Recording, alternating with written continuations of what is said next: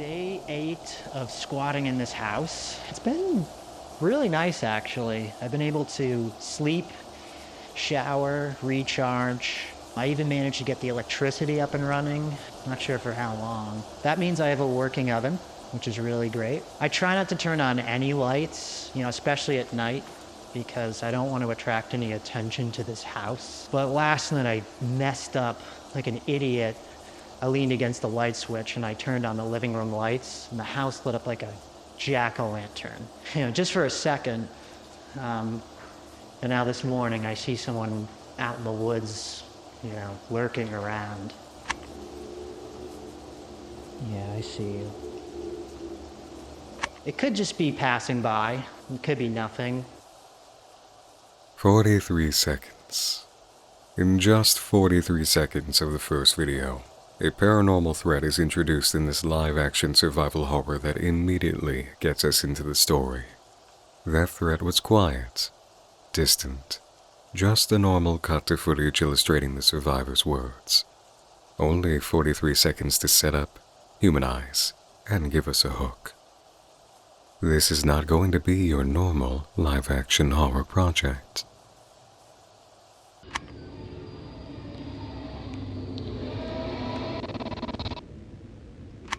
The Glendale Archives is a YouTube channel that opens with the upload, The Nesters Found Me, found footage/analog horror, from December 20th, 2025. It begins in the fashion you've just seen. Day 8 of a survivor's experience in an abandoned house, displaying clips of his time preparing for a habitation. It's very human, very direct. Lots of simple movement to illustrate what his time here has consisted of, including survival activity like getting electricity running, cooking, and minding the lights, which immediately gives us understanding of the night's danger in a delightfully scary distance recording of a not-quite-human nester lurking in the woods. And, as mentioned, it all happens in 43 seconds. I invite you to enjoy the rest of this journey in its introductory form through the link in the video description below. It gives views to the artist and grants uninterrupted immersion. After your time viewing, you may return here and we'll discuss it together. Neither found footage projects or analog horror projects in my memory include this speed and manner of approach while gaining points of audience appreciation. Our protagonist is immediately likable, confident with the camera, explains his situation in believable fashion, and has recorded enough for editors to later demonstrate what's been seen in a modern documentary style. The monster is shown without a jump scare, at a believable distance and slightly obscured, producing dread in the idea it may get closer as the story is told. In simple terms, we're given a situation, a survivor, grounds of empathy, a threat, and concern that our character may not survive, in a speedrun fashion without feeling fast, in a new style for the subgenre, and the creators immediately move to the next sequence after acing execution. The power to do this is inspiring. I'm motivated to try it myself. Let me edit this together quickly. This message is sponsored by Raycon. Survival scenarios require essential gear, and Raycon's new bone conduction headphones fit your need for playing music, podcasts, and more while staying safe in any environment. The off-ear audio design sends sound through vibrations in your bones, making your music as clear as the sounds nearby. 13 hours of battery life and a waterproof and dustproof design deliver premium performance without the premium price tag. Raycon's quality rivals the big audio brands at half the cost, and they're up to task no matter what. Running, climbing, scouting, or camping. I've used bone conduction headphones through an entire single charge period this winter walking outside and in the gym, and the sound quality is consistent while keeping me aware of my surroundings. And with the Winter Olympics going on this month, you might be inspired to kickstart your own cold season training with equipment that works best with your movements. The bone conduction headphones are here to help you go for gold. Go to buyraycon.com/nightmindbc to get 15% off. Thanks Raycon for sponsoring. After introducing himself and the situation, our unnamed survivor then explains his plan. Makes me nervous. I haven't seen him in a few hours.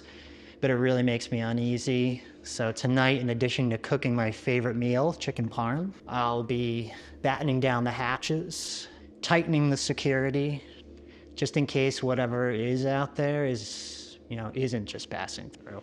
First, I need to run out and get some groceries, so let's do that. A title card displays, and a trip to the grocery store ensues. It's empty, but the power is on, and once again, the humanity of the character is communicated in vlog style.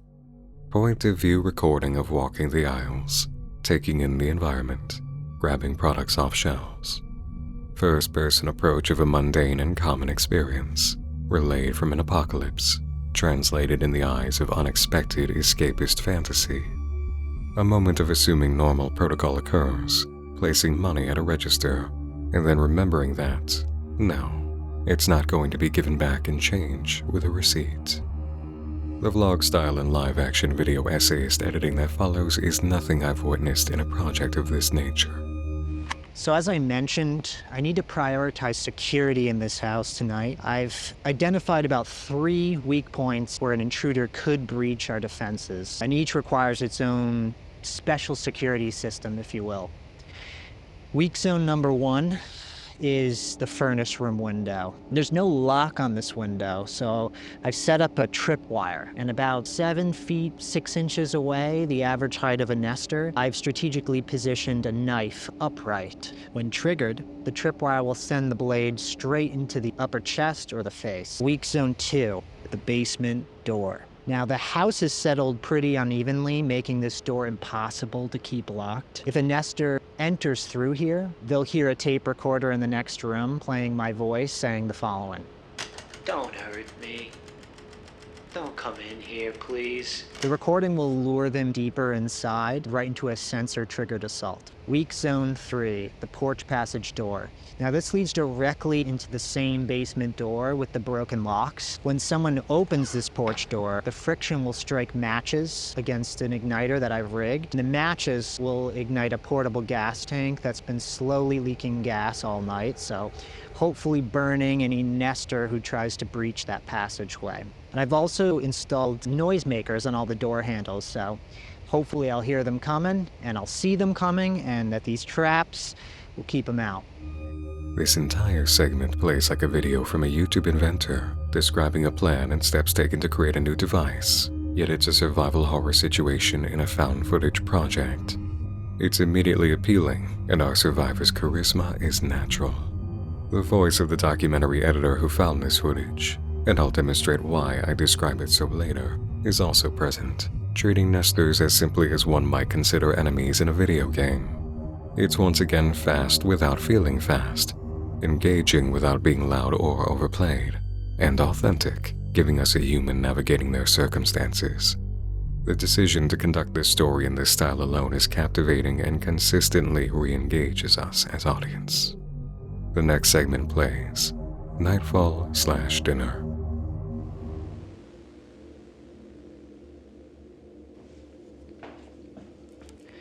All right, I'm gonna fillet the chicken now. All right, now I'm gonna tenderize it. This ensures that the chicken is gonna be nice and even all the way around.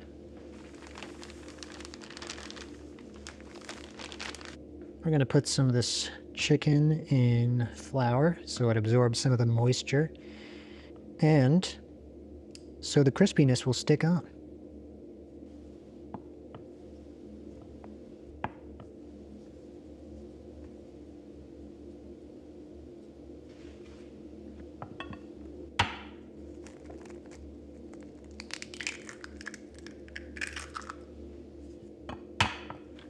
Oh.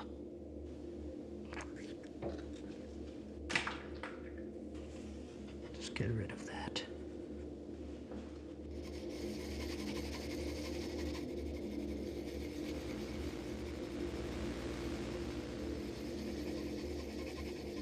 Next, we'll dip the chicken in the egg batter.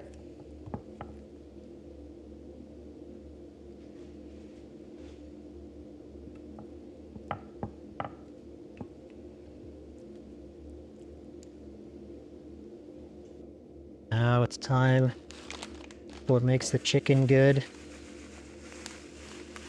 Panko. Technically, the panko makes it like a chicken katsu. Some grated parm. That's going to caramelize really nicely on the chicken. Now some salt and pepper. Let's mix this all up.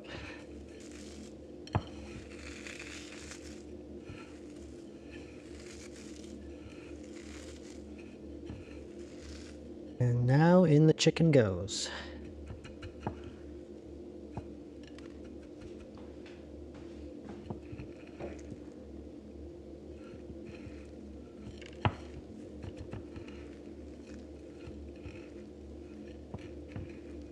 All right, now it is time to fry these bad boys up.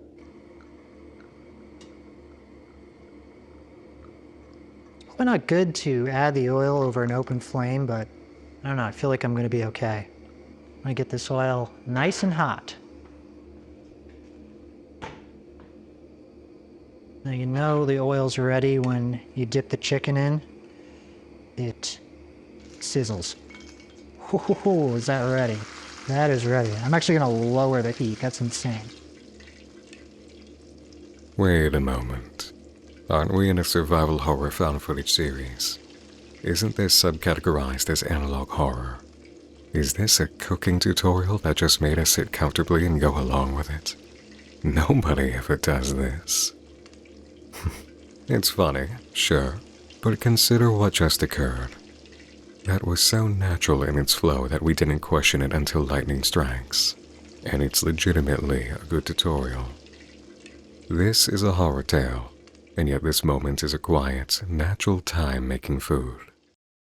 No music, just the survivor and you, making chicken parm. This is unique, and it continues taking us into unfamiliar territory for this sort of story.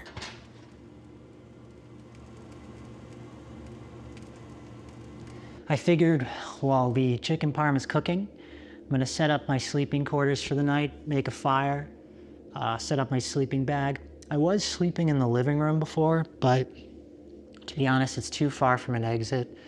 And given that there was that stranger outside earlier, makes sense to be close to the exit, you know, in case anything happens. It makes it convenient, you know? Kitchen's right here, can make a midnight snack. So I'm gonna set up the fire for the evening.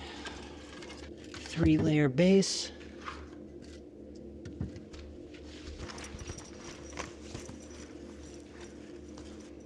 This man is alone, but the mundane human connection here is extraordinary.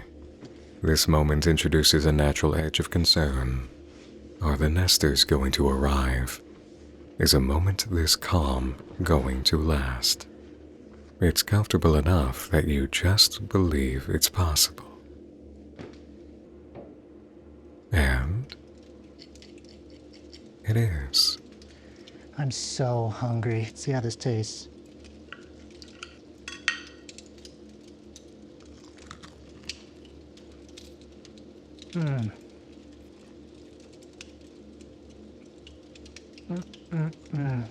It's amazing. I have not had chicken parm in forever.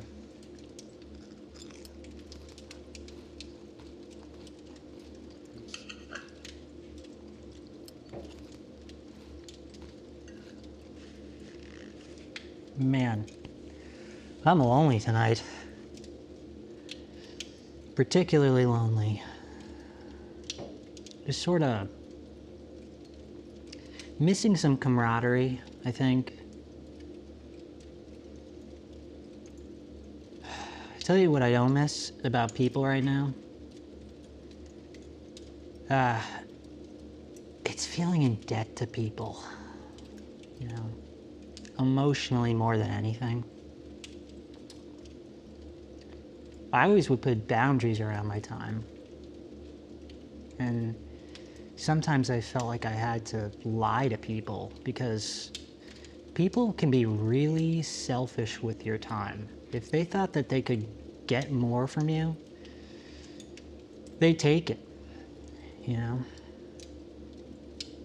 That's what I always hated about having a job. There was always this sense that when you work for someone, they expect you to they expect to squeeze every bit of time they can out of you because they're paying you, and they're not going to pay you for nothing. You know, there are people who believe that because they're giving you money, the money that they know you need to live, they can take advantage of you. They assume that if you need the job, you'll do whatever they ask, no matter how stupid or pointless it is, because after all, they're paying you.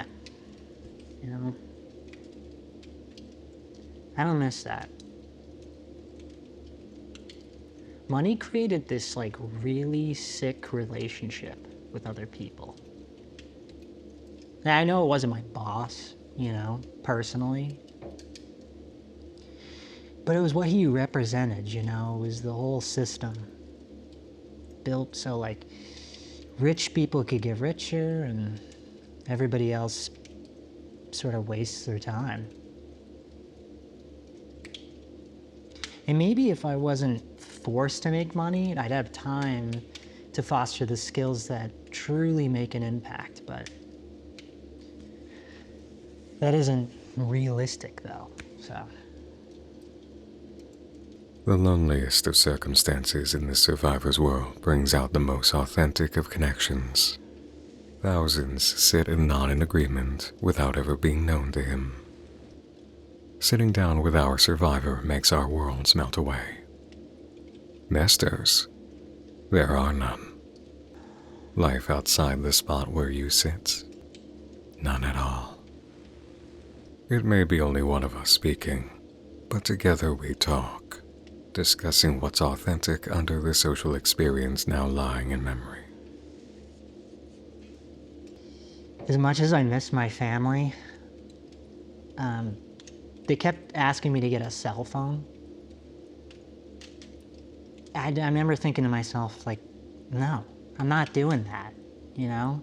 Because once they knew I had a phone, I'd be available to them all the time. And I don't want to be available to people all the time. Sometimes I'd even lie. I'd say, I'm going to be out when I was actually going to be home, just so I had an excuse not to answer. And, maybe that's selfish. Maybe I just, didn't want to talk. Maybe I just wanted to be left alone. Getting a cell phone felt like it was inviting people into my life on demand, and I didn't want that. Just like, it's not natural for people to have that kind of access to another person. I don't know, that's at least what I think. And I know it probably comes from an inability to disappoint people. Some would say, why don't you just say no if they ask? But I don't know, sometimes no doesn't feel like a complete sentence. If I said I wasn't available, they want a reason. And maybe the reason is I just, I don't want to talk right now, or I was planning to watch a movie. It sounds small, but it wasn't to me. Just it wasn't. It's almost a tragedy to go to bed. This catharsis is one we didn't anticipate. At 2:36 a.m., the survivor stirs, disturbed by a noise and a scent. That's fine. That's definitely fine.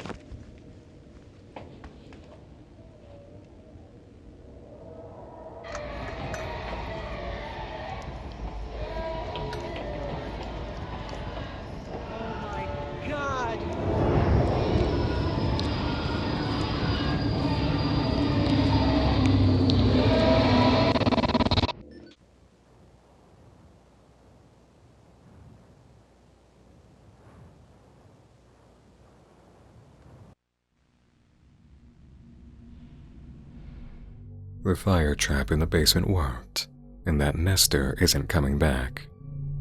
The video ends on a quiet scene of a field. Was this taped over? Is the survivor using a camera that he found out in the wild? Are their memories disappearing as he records his own? Maybe something to consider for later. Just left of center, there's something white and misshapen. Uncertain what. Above, a dark movement. A flock of birds, giving us a sign of life beyond the nesters. The first upload to Glendale Archives is a deep breath of fresh air to this subgenre. Charming, human in ways entirely unexpected and surprising in its delivery of challenges to our ideas of interaction and expectation. It's a deeply promising beginning that can stand on its own as a short film. In analog horror, much is made of the monsters. What is the lurking horror? Are we able to see it, read about it, know its origins? This is the usual approach seen, a curiosity that asks for more. In the Glendale Archives, the monster is an aside. They might be a reason for deeper horror than the loneliness of the world, but the focus is the living, breathing, talking humanity in the center of the camera picture. The end scene of the burning nester feels like an underline to that fact. Yes, monsters are present, but do they matter nearly as much as the moment we just had with the survivor? I don't think so. The sit-down segment is uploaded by itself next, titled Mental Decay, The Cost of Survival. I find this unnecessary and a confusing decision, taken so much out of context uploaded on its own. Titled in this manner, labeling it Mental Decay.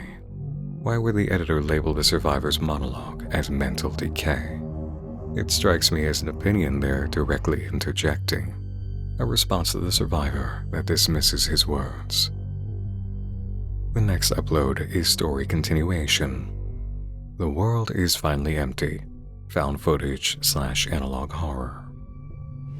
Day 4, squatting in this abandoned house. I haven't seen another person in 81 days. A couple days ago, I decided to suit up and head north into the surrounding hills. Alright, we're heading out, so I hope I don't die. I found a map here.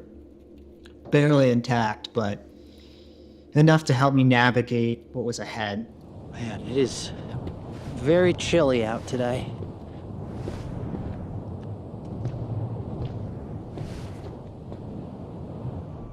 Let's take a moment here, and another 43 seconds. What was accomplished in this time span? Again, we have the survivor, presenting himself and the scenario in directly empathizing fashion, but looking comfortable. This contrast of survival horror and comfort may continue as the series develops. It's earlier in the timeline, and we see it included running from a nester at night in much more horrifying proximity. A run of clips demonstrating the survivor's activity is shown again. Not the same as the first, giving a new angle to this approach as he seems more unsure in the house. An adventure north is taken, not easily done in the snow. The isolation factor and emptiness of the world is established with the parking lot scene. But again, we come to a moment of human connection with the survivor. The suburbs are empty, that's for sure. Rows of houses, all vacant, so I thought, if anybody's still out there, they'd be here. When I reached the first location, I felt pretty optimistic.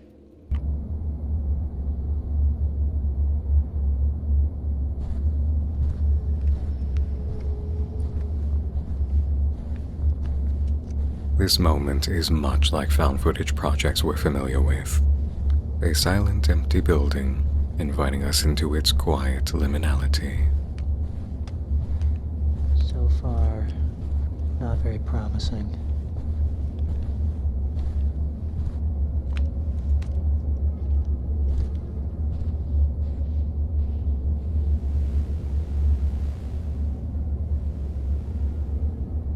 Unfortunately, I think this place is pretty empty. There's not much here.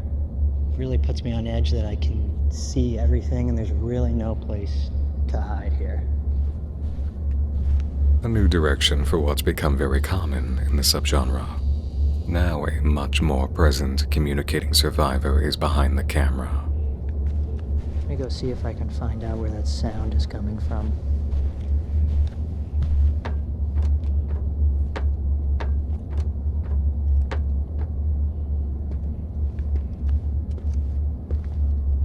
The empathy and companionship factor exists now.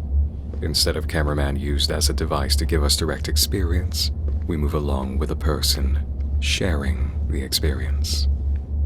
The contrast is best displayed in this moment from the arcade. The survivor finds it, walks around, showing its presence and himself as a person in it, and we go behind the camera to walk around, getting a now familiar subgenre experience, while hearing the survivor speak his mind. Can't believe these are still running.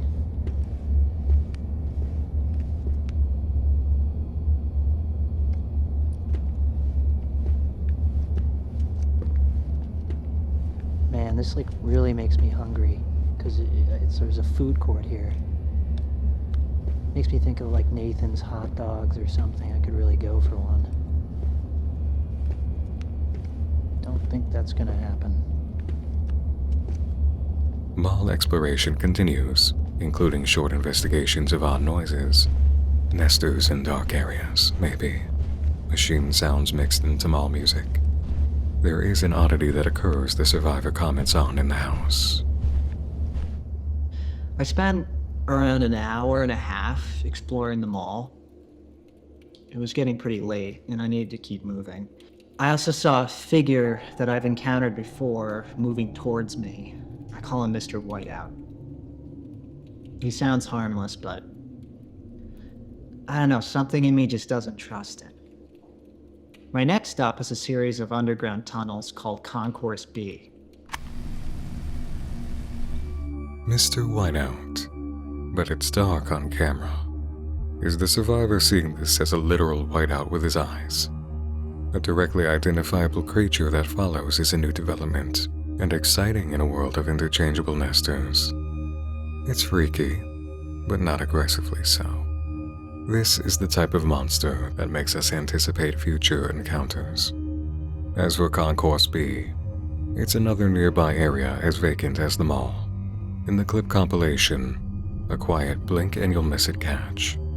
The survivor films movement in the sky, again suggesting life. Is it a bird? Is it a drone? Is it neither? No comments made. The editor moves on to the footage recorded in the concourse. Take a quiet note of this for yourself. I had a little fun on the way to the next location, and then, I don't know what I was thinking, because it started to get dark out. Woo!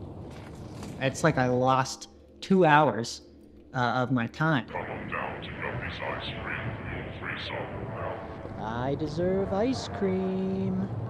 Like, I was playing with my radio and acting like an idiot. It's too late to walk back.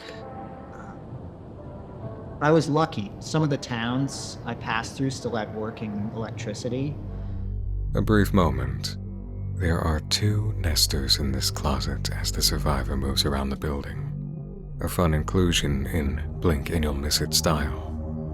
The praise given to the footage so far is absent of 2 points of commentary.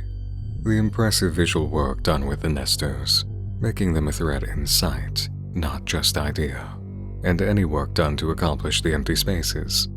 There are editing techniques to remove individuals, cars, other signs of life that would disrupt the immersion that might have been used here. And it's also possible the artist is fortunate enough to have access to places devoid of activity at certain times. The effect is the same, giving narrative and experience its foundation in setting and silence. The survivor goes on to describe the journey that night, finding himself lucky electricity flowed in certain parts of the city. Once past the city, the darkness became intense, and a need for shelter grew. At any moment, I could have run into a nester, so I had to do something. So I slept inside the enclosed slide. It was not comfortable, but it worked. When I woke, I continued on my travels. The last place I visited was the taxidermy house. It used to be a family attraction. Walking through it now, I kept mistaking the stillness for life. Everything looked alive, but it wasn't. Just empty forms stuffed with microfiber. A significant amount of time is spent here, with the editor choosing quite a few longer moments. Do remember as we go along that there is an editor. We've already seen characterization of them through choice of wording and selection of cuts. An authorial voice is at play. It is not just the survivor story. Be mindful of what is included, the way it is included, the manner in which the survivor is portrayed, and the edits that have been made. There is more than one voice at play. A conversation occurring the editor may not even realize they've engaged in. The impression of still forms looking alive brings us the idea of the nesters. Not quite human anymore either. And then the glimpses we've had, suggesting a lack of life, too. Is it more of the survivor's need for connection speaking here that he spends so much time around what looks alive, and what's closest to human in this world that's safe to approach? It's not necessarily spoken, but an idea is coming across. Animal connection, too, is clear enough. Life in its more natural forms. A heart-to-heart could almost be heard about this in silence. Day 4 is when he records his talk about visiting this place. It's quite possible the memory and emotions during this exploration inspire the talk during our sit-down on day 8. As I walked home, I thought about nesters. I really don't know much about them. Only that they can shift from calm to hostile in seconds. Once they settle somewhere, infestation usually follows. I've encountered that. They look human, but something is off about them. Something is just not normal. I'm glad to be back home in front of this warm fire with this mug of hot cocoa. I didn't find anyone, no, but maybe tomorrow I'll head south towards the water. Anyway. It's known to us that, at least during that week, he remained in the house. No movement south. The water recording does suggest his journey takes him down the coast later. The editor has titled this piece, "I Don't Want to Get Better," and it opens with a daylight shot of a nester lurking nearby, hands on its head in a silent scream. An important shot here chosen by the editor, and placed very intentionally in creative perspective. Is authorial voice active in displaying daylight recognition of the other human figures in the world as monsters? Unavailable to approach. A consistently uneasy presence. It reminds us of the survivor's feelings about living in society. Other people in this world are viewed in the lens of violent monsters. This vlog, along with the episodes up to it, is best experienced in its own context, uninterrupted and a view given to the creators on the original page. I'd like to interface with this uninhibited, but I'd also like this witnessed in its own domain, not just played at length here. It's moments like this I encourage you, as always, to give a topic your own exploration prior to engagement here. I decided to come up north last night. Just to get away. I actually found this place a while back, traveling from the city to Big House. Thinking about my recovery today. My recovery from bad habits, trauma, the grief. Just never feels like I'm doing enough for my own recovery.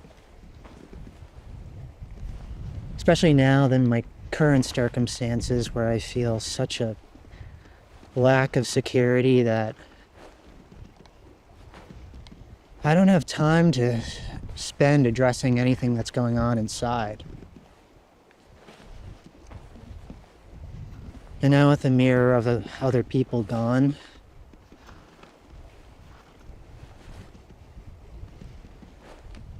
I don't know. I used to see people judging my habits, and I'd feel this pressure. You know, I gotta change something, but I can't. Or I don't want to. It's true, I don't want to. I wondered if anybody else felt that way ever. Like, you're addicted to something. I know it's hurting me and likely other people, but truthfully, I just don't want to stop. To say that I don't want to stop, it's terrifying, you know?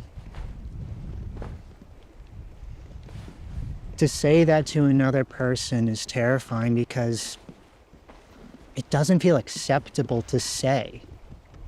You know, the truth is, I'm in pain. It's not getting better. And I don't want to work on it. But it's the truth, and the truth is the truth. I don't want to stop.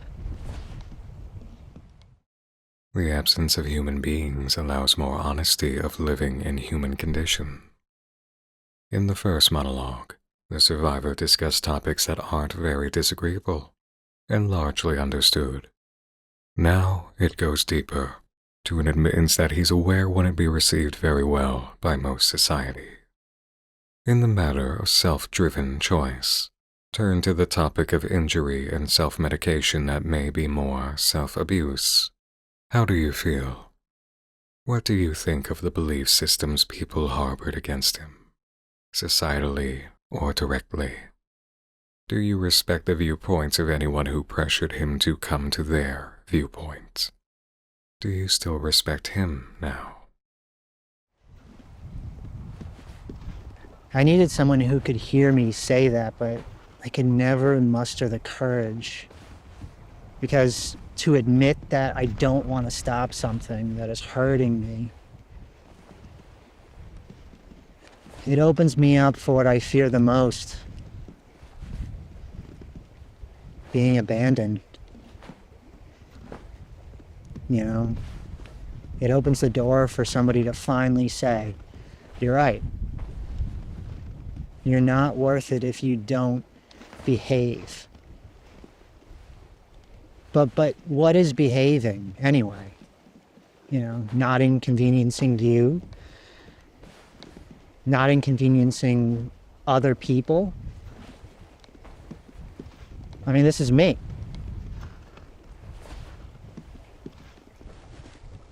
It's insane how I contorted myself. I twist myself into an acceptable version of myself for other people, everyone else. And who makes these ideals? These expectations that we're judged by? Hollywood? Religion? Or just general societal fear of repeating history? I don't know. I don't know. In the absence of other people, how many socially upheld expectations die? What is it you find when you lose the input of everyone else and their ideas of you? There's no TV. There's no internet. There's no input from someone or something else to modify yourself in appeasement. Our survivor is alive. Our survivor lives. He did not need to change, or work, or walk around with a clipboard, or comply to live. And then I think about the things that we call bad but aren't. I mean, I don't think death, a natural disaster, fit that category. Death isn't bad, it's just unknown. It's just scary. A natural disaster is just Earth doing its thing. It's not acting with bad intentions. It just is what it is. Anyway, all this makes me think of who I molded myself to be for other humans. Also that, God forbid, I wouldn't be abandoned and left for dead. And look at me now. I mean, it happened anyway.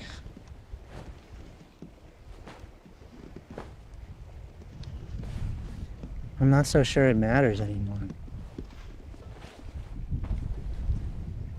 I mean, I don't have to be anything anymore. I don't have to be a man, whatever that means. I can cry anytime, anywhere. I can be afraid without the worry of what it says about me.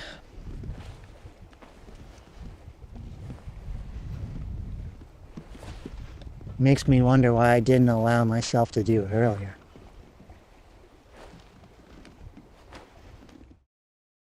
The next moment is the survivor spotting the nester in the woods. He realizes it's time to move on from this position. The latest upload is titled, "The City is Empty. I Can Do Whatever I Want." The video description commentary has been moved to a pinned comment. Hello everyone. What moments are you noticing nesters? Our subject seems to be missing them, and I've been staring at my screen so long I'm starting to wonder if I'm imagining things. If you've caught something unusual, drop a timestamp below. The video opens with the survivor describing a choice to leave the city. He hasn't seen another human in ages. It's immediately clear this is another entry taking us earlier in the timeline, explaining how the survivor needed to leave an increasingly dangerous apartment as nester sounds increase in a compilation of shots. The emptiness of the world from the city perspective is impressed on us, and new sightings of nesters, showing much more horrific, mutated versions. He'll be heading to his childhood home, deep in the suburbs. He comments about how it's been vacant for a while, making us question whether his parents were alive prior to the apocalyptic shift in reality. A home he knows is empty in the overall idea is of great importance. The impressive feat of recording and editing to achieve the effect of a world largely abandoned is already observed, but let's highlight the choice here to demonstrate it during an early leg of the journey. A direction is taken more to the idea of feeling how new and odd this is, as if discovering the phenomenon for the first time. Many of these sights will be familiar to the survivor, as it's on the way to his childhood home, but now it's seen in this isolated fashion, and includes surprises like this lake and the home he stays in on the edge of the water. A strength of found footage projects is the nature of the world explored. The Glendale Archives doesn't neglect the moments offered to give us this journey. The survivor remarks how late the day had gotten, and as he walks, we're treated to a new display of strength in the project. Direction of photography. Crystalline snow crust in the forest accompanies a walk in shades of dark blue. Observe the color treatment and camera work in this next sequence.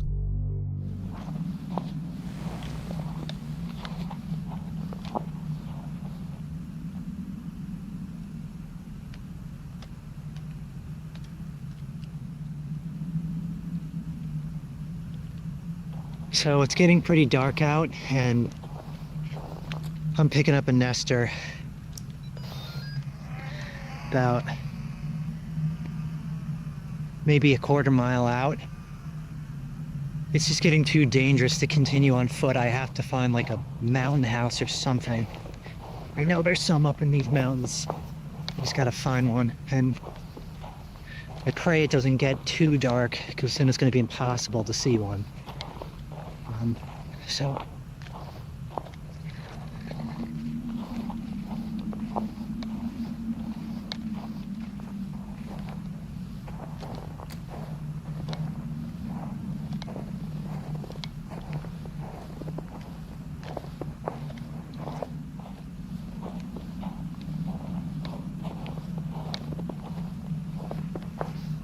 there's nothing. There's absolutely nothing.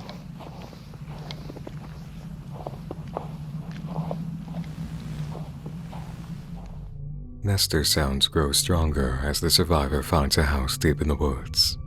It's an old, rustic home, heavy on the wood and furniture that must have been kept in the owner's family for years. Stained glass lamps precede shots of toys, giving us thought of the lives that used to take place before the Nester reality. The house was warm and cozy. It was a safe haven in the midst of a snowy desert.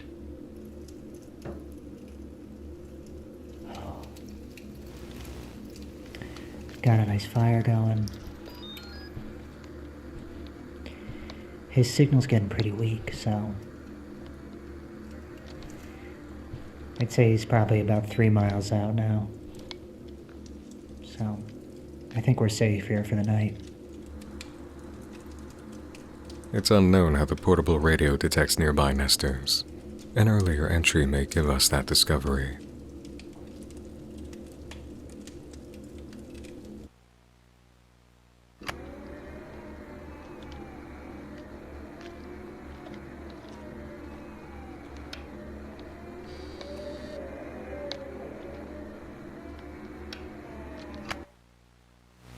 The next morning when I woke up, I couldn't believe the view that was hiding in the dark the night before.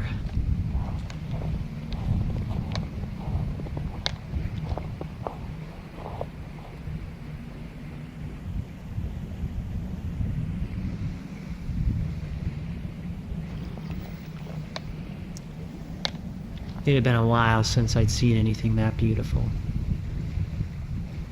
Smiling is possible in this situation, and the moments shared by the survivor illustrate the light side of a world abandoned, with time and circumstances to appreciate it all in total freedom. The beauty of the outside is recorded, giving us more of a sense of living through this alongside him. In short time, he did journey on. This was a nice vacation spot, but not his childhood home. As he traveled, snow melted, the air changed, and landmarks turned familiar. Night descended faster than desired. The survivor took refuge in an unfamiliar diner, its windows blocking the light from outside. Cursory exploration revealed no nesters, safe enough to turn on the lights. I brewed myself a cup of French roast coffee.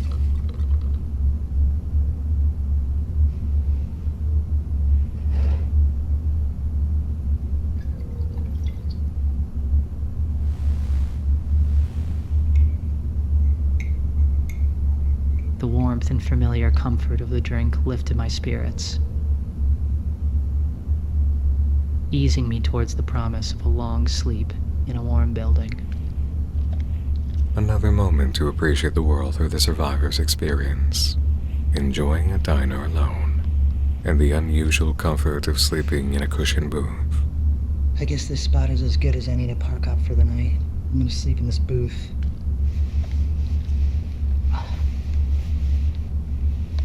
I've slept in worse. The next day, he reaches the house, finding a basement window unlocked.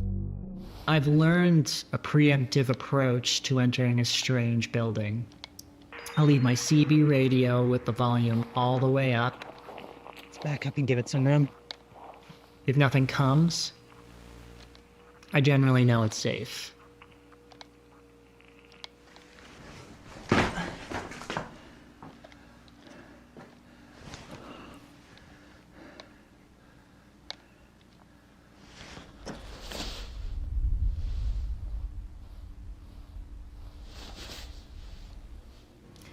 Walking upstairs into the living room, I was struck by all the memories that flooded me. This is where we spend most of the time. Felt like time had left me behind.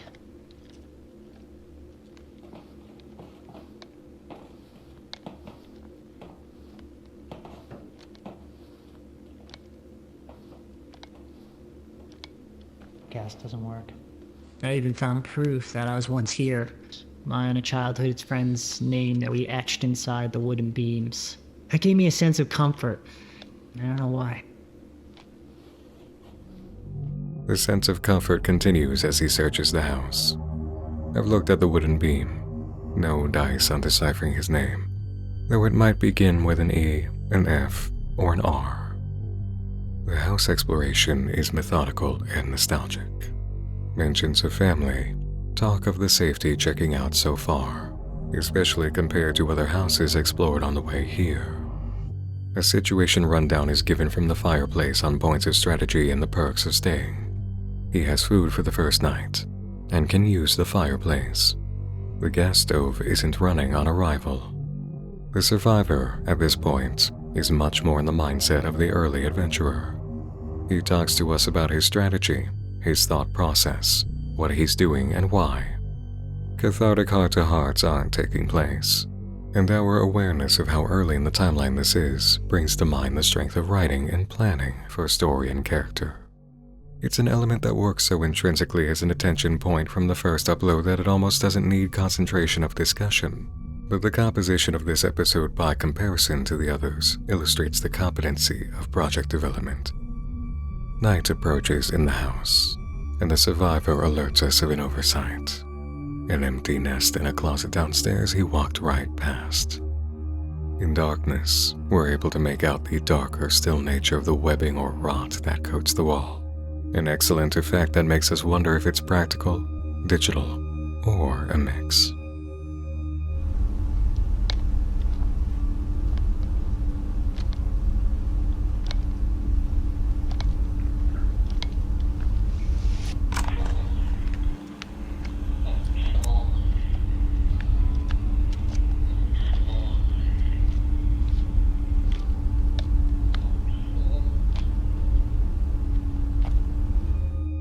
The old photos and items illustrate something very clear. These monsters must have been human at one point. Literal mementos are on display here, with a sleeping bag or blanket rolled out, and a pillow. Dog bowls on the floor stand in place of dishes. Though the monsters are not the focus of this story, background is being filled in by environmental storytelling. It's not the survivor who explicitly tells us any details. It's up to us, in this circumstance, to understand what's running through the camera and the survivor's thinking behind focus points of recording. I lock all the other doors and it should be fine. I just pray that's a dead nest. It could very well be.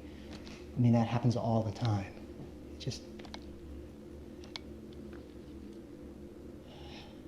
they never leave their sleeping bag. They never leave their pillow. I mean, why would you do that unless you were coming back? I couldn't let it break me. It was too dark to leave. I told myself that it was old, inactive, that I hadn't done anything to wake it. I had stopped at the market along the way to get some ingredients for grilled cheese. Okay, so I have 2 slices of white bread, a few slices of cheese, and some butter. I also found a clove of garlic nearby, so I'm going to cut that up and mix it in with the butter. Let's start with chopping the garlic.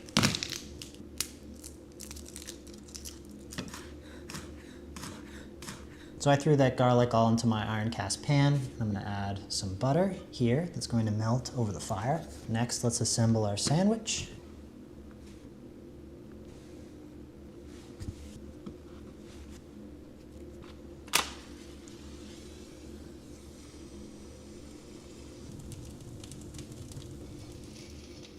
We're gonna let that butter melt. This is actually a great level of heat for this butter. It's not too hot, not too cold. Gives the butter time to melt without burning it. Okay, the butter is nice and melted, so I'm going to throw the sandwich on now. Cooking over an open flame gives the bread and the cheese a rich, smoky flavor, which you'd never get on a gas stove, which is nice, but it's tricky because the heat is intense and uneven, so you gotta be careful. The goal is to toast the bread and caramelize the cheese evenly, and it's delicious. A grilled cheese, made with care, is its own delight, and will naturally let another cooking tutorial run at length. Praise to the genuine practical efforts throughout the series of making fires, cooking food, and composing the shots to do it all. The survivor speaks in a light tone about his day. His legs are tired, but he's in a great mood. The nest was not a wonderful discovery, but he's certain it's dead. Bedtime in the house comes, and another late night disturbance. I definitely hear something.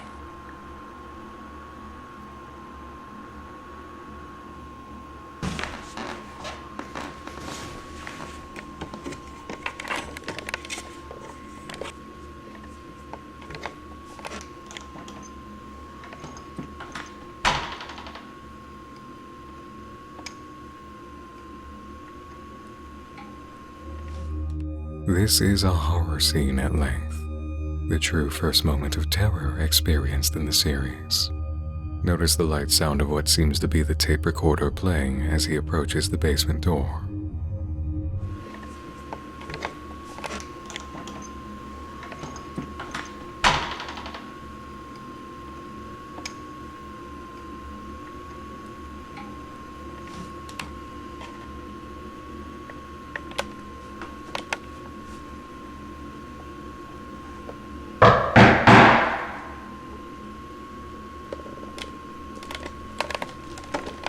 Hello?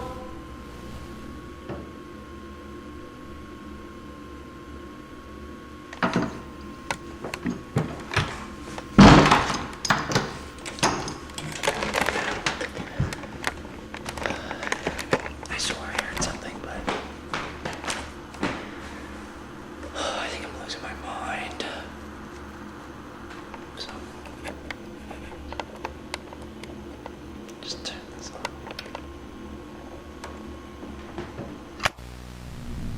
Archivist here. Thank you for watching this log. We're continuing to restore and edit additional footage as more materials are uncovered. Being a private investigation, I want to extend a special thanks to our patrons who help sustain this archive. Welcome to all the new members. If you'd like to support this work, see unreleased footage, and help me determine what footage is released next in our subject story, you can find the link below. As always, stay vigilant. Unexpected outro, introducing someone whose inclusion we were just about to discuss. The Glendale Archives is described as the work of an archivist documenting the horrors of an empty world. They write, "This digital repository contains survival logs, catalogs of backrooms-esque locations, and analysis of the not-quite-human entities known as the Nesters. My goal is to solve the mystery of why this analog horror reality exists and where our subject has gone.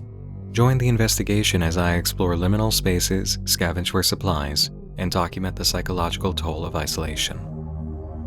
An immediate issue rises with this presentation. You're unsure of whether or not the survivor is this archivist.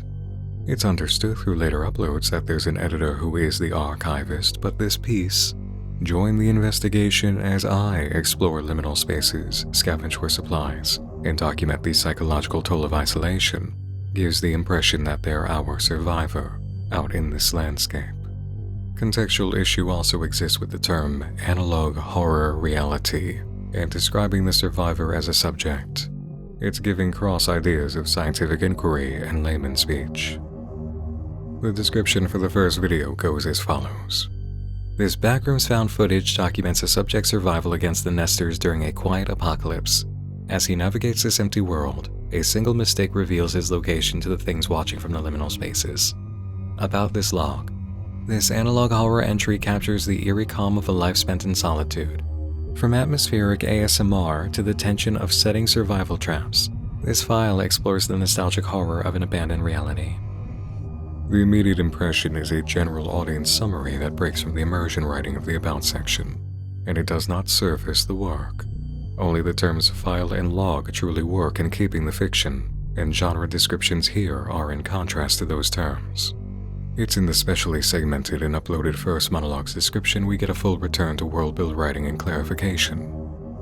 4 years ago, a team of researchers unearthed a series of tapes buried in the wilderness of Pennsylvania. After review by police and investigators, the footage was passed to my archival team.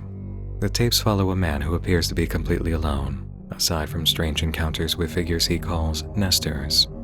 He spends his days scavenging, squatting in abandoned homes, and searching the northeastern plains for answers. The timestamps are corrupted, showing dates that haven't occurred. I've edited the footage for public release in hopes someone might recognize him. From what I can tell, this man has vanished into a reality that has never occurred, or has yet to occur. If this is a hoax, it's the most elaborate I've ever seen. If it's not, then where is he? Please contact the Center for Archival Investigation. This description is the most immersive and cohesive. The writing precision is matching the video work now. The author has done quite well here. Now things are running at a proper parallel. The description of the second vlog, "The World is Finally Empty," provides the best case of immersive approach suddenly changing into majorly contrasting departure. The writing is entirely in universe up to the last sentence, declaring, "For viewers interested in world building, survival fiction, found footage, and analog horror, this tape provides critical data on how the subject maintains his perimeter against the ever-present threat of a nester infestation." Then the archivist signs off. There's a sense of attempting to appeal to the algorithm of YouTube and be in character at the same time. Information is contained in the post for the channel. The first of note is photo from Site B, the facility, showing a location that might arrive in a later video. The characterizing moment comes with the post sharing the re-upload of the monologue, as the archivist admits to relating to the survivor on some days. One of the latest posts contains a surprise. Photos are given from the upcoming video, but an unlisted archivist update is provided. Archivist here. I'm currently burning the midnight oil, editing an upcoming log, and check it out. Our subject is working on a new trap. Unexpected to see video from this side of things. It's quite a setup the survivor made. This is also direct acknowledgement of all the editing going into the videos. Showing us the character of the archivist in video is an interesting move. I'm curious if this is going to be utilized for a reflective position in line with the living world to the survivor's experience and viewpoints.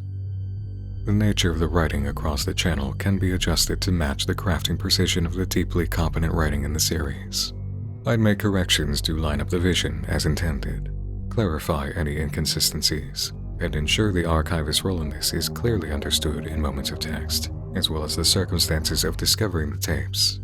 Everything when it comes to video is so excellent. Do ensure that your text is matching. You are very competent creators. The Glendale Archives is quality in video style, editing approach, narrative structure, main character expression, and direction overall. The quiet reflections on living in a world of people given space in the honesty of their absence are unique and provocative. Observations of nesters in their nature are a deliciously treated element. Not in your face, not absent, and not actually the point.